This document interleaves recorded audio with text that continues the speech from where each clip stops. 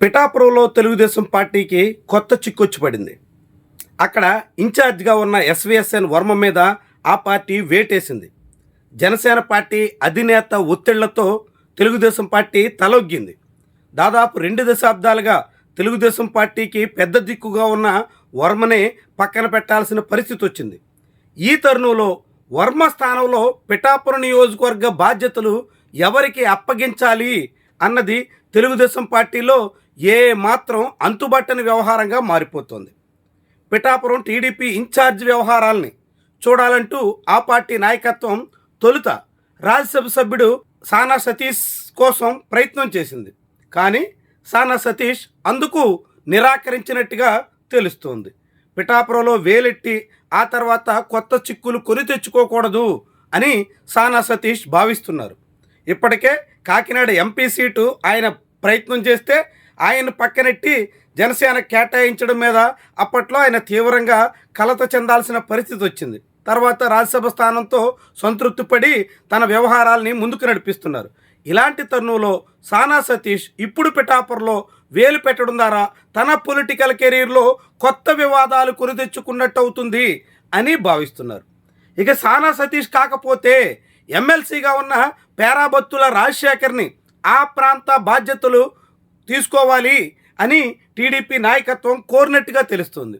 చివరికి పేరాబత్తుల రాజశేఖర్ కూడా అమ్మో పిఠాపురం బాధ్యతలు తనకొద్దు అని చేతులు దులుపుకుంటున్నట్టుగా సమాచారం. ఇలా ఒక ఎంపీ వద్దని, ఒక ఎమ్మెల్సీ కాదని ముఖ్యమైనటువంటి నేతలు ఇద్దరూ పిఠాపురంలో వేలెట్టడానికి ససేమిరా అంటున్నటువంటి తరుణంలో కాకినాడ జిల్లా తెలుగుదేశం పార్టీ అధ్యక్షుడిగా ఉన్న జ్యోతుల నవీన్ మాత్రం చాలా ఆసక్తి చూపుతున్నారు. భవిష్యత్తులో పిఠాపురం నుంచి తెలుగుదేశం పార్టీ నాయకుడిగా ఎదగాలి అనేటువంటి ఆలోచనకు వచ్చినట్టుగా తెలుస్తుంది. తన తండ్రి ప్రస్తుతం జగ్గంపేట నుంచి ఎమ్మెల్యేగా ప్రాతినిధ్యం వహిస్తున్నారు. అదే సమయంలో వచ్చే ఎన్నికల్లో ఆయన పోటీ నుంచి తప్పుకుని నవీన్కి బాధ్యతలు అప్పగిస్తారు అనే ప్రచారం ఉంది.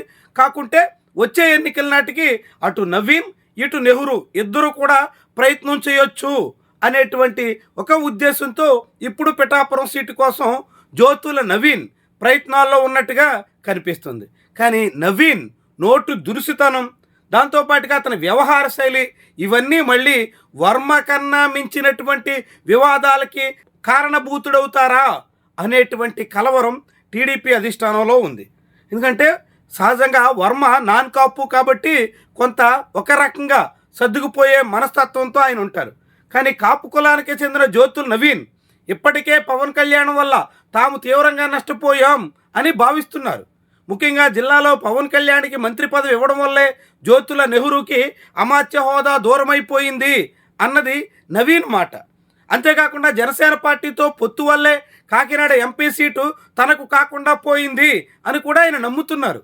ఇలా అటు తనకి అన్యాయం చేసినటువంటి పార్టీ అధినేత నియోజకవర్గంలో ఇన్ఛార్జ్ హోదా తీసుకున్న తర్వాత నవీన్ కారణంగా ఎన్ని తలనొప్పులు వస్తాయో అనేటువంటి ఆందోళన టీడీపీ నాయకత్వంలో ఉంది.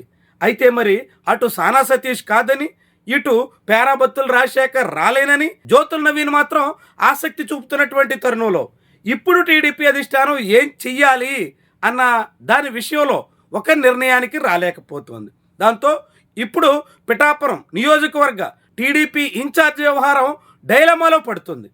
ఇప్పటికే వర్మ మీద వేటేసి వారం రోజులు గడుస్తున్నటువంటి తరుణంలో వారం రోజుల్లోగా అక్కడ సమన్వయ కమిటీ ఏర్పాటు చేస్తాం అని చెప్పినటువంటి టీడీపీ నాయకత్వం ఒక్కడుగు కూడా వేయలేకపోయింది. ఈ నేపథ్యంలోనే నేరుగా అక్కడ జోనల్ ఇన్ఛార్జిగా ఉన్న సుజయకృష్ణ రంగారావు రంగంలోకి దిగి వర్మ అనుచరులతో భేటీ అయ్యారు. మనసులో మాట తెలుసుకునే ప్రయత్నం చేశారు. అభిప్రాయ సేకరణకు పూనుకున్నారు. ఎటువంటి కీలక నిర్ణయాలు తీసుకోవద్దని, మహానాడుకు ముందే అన్ని అంశాలు సరిచేద్దామని ఆయన హామీ ఇచ్చినట్టుగా ప్రచారం సాగుతోంది. ఈ తరుణంలో సుజయకృష్ణ రంగారావు చెప్పినటువంటి మాట ఎంత మేరకు నెరవేరుతుంది, పిఠాపురం వ్యవహారంలో ఒక స్పష్టత ఎన్నటికి వస్తుంది అన్నది టీడీపీ శ్రేణులకు కూడా అంతుబట్టనటువంటి విషయంగా మారుతుంది. సరిగ్గా ఇదే సమయంలో జనసేన పార్టీ కూడా మొత్తం 175 అసెంబ్లీ నియోజకవర్గాలకి ఇన్ఛార్జీలు నియమించబోతున్నటువంటి తరుణంలో పిఠాపురం జనసేన ఇన్ఛార్జిగా పెండం దొరబాబుకి దాదాపు ఖరారయ్యింది అనే ప్రచారం సాగుతోంది. దాంతో పిండం దొరబాబు నిజంగానే పిఠాపురం జనసేన ఇన్ఛార్జిగా అక్కడికి వస్తే వర్మని ఇప్పటికే తొలగించినటువంటి నేపథ్యంలో అది పుండు మీద కారం చల్లినట్టుగా మారుతుంది. అది వర్మను మరింత అవమానించినట్టుగా భావించాల్సి ఉంటుంది. టీడీపీ వర్మను కాదనుకుంటే జనసేన దొరబాబు నెత్తిన పెట్టుకున్నటువంటి వైరం వర్మ అనుచరులకి ఏమాత్రం మింగుడు పడే అవకాశం ఉండదు.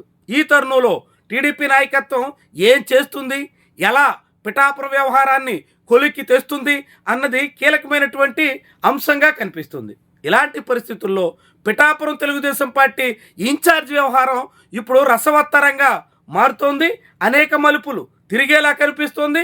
చాలామంది నేతలు కాదంటున్నటువంటి తరుణంలో టీడీపీ నాయకత్వం ఒత్తిళ్ళకి చివరిలో తలొగ్గుతారా, కాకుంటే ఆఖరికి జ్యోతుల నవీనే దిక్కవుతారా?